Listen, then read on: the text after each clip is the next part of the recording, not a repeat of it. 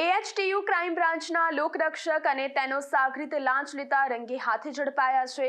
ACB દ્વારા કરવામાં આવેલી આ ટ્રેપમાં લોકરક્ષક ધીરુ ઠાકરિયા અને તેના વચેટિયા સાગરીત રોનક ત્રિવેદીની ધરપકડ કરવામાં આવી છે।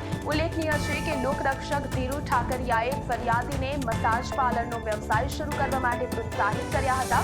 ત્યારબાદ આ ધંધામાં પોલીસ દ્વારા કોઈ પણ પ્રકારની રેડ કે હેરાનગતિ ન કરવાના બદલામાં વચેટિયા રોનક મારફતે લાંચના પૈસાની માંગણી કરવામાં આવી હતી। આ હેરાનગતિથી કંટાળીને ફરિયાદીએ એસીબીનો સંપર્ક સાધ્યો હતો, જેના આધારે ગોઠવવામાં આવેલા છૂટકામાં બંને આરોપીઓ લાંચ લેતા પકડાઈ ગયા હતા।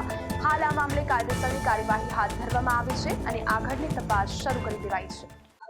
એસીબી ટોલ ફ્રી નંબર 1064 ઉપર એક જાગૃત નાગરિકનો કોલ મળેલો, જે અન્વયે એએચટીયુ ક્રાઇમ બ્રાન્ચ સુરત શહેરમાં ફરજ બજાવતા ધીરુભાઈ ઠાકરિયા તેમજ એક પ્રજાજન રોનક ત્રિવેદી, જેઓએ આ કામના ફરિયાદીના જોડેથી મસાજ પાર્લરનો ધંધો કરવાના અને તેમાં કોઈ હેરાનગતિ નહીં કરવાના આવેજ પેટે ₹25,000ની માગણી કરેલી અને એ માગણીમાં તેઓ રેડ હેન્ડ પકડાયેલા છે।